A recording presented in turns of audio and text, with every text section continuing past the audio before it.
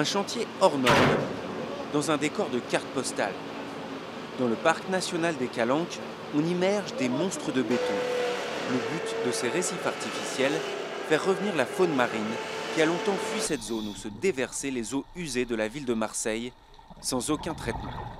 On crée de l'habitat avec ce qu'on appelle les roselières, nos modules qui vont être déployés dans la colonne d'eau avec les bouées qui vont vraiment monter 3 mètres au-dessus du récif.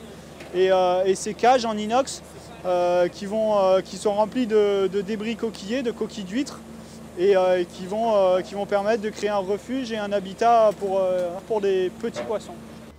L'opération vise à construire 4 villages sous-marins de béton. 300 tonnes de récifs artificiels, comme on en installe sur de nombreux sites côtiers à travers la planète. Mais ceux-ci sont spécialement calibrés pour étudier le retour de la vie en eau trouble. Toute la question est là de cette expérimentation.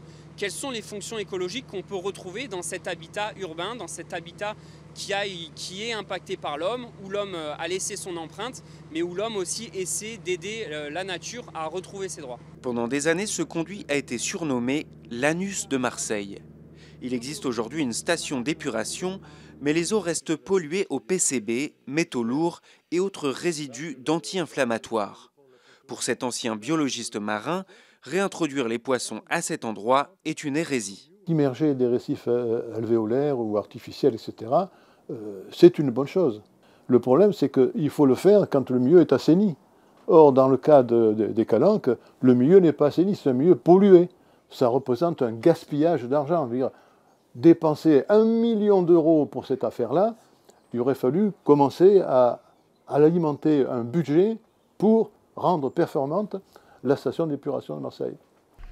Les biologistes espèrent qu'à terme, toutes les espèces retourneront dans les Calanques. Des plongées de comptage des poissons sont prévues pendant 3 ans, même si leur retour pourrait prendre plus de temps.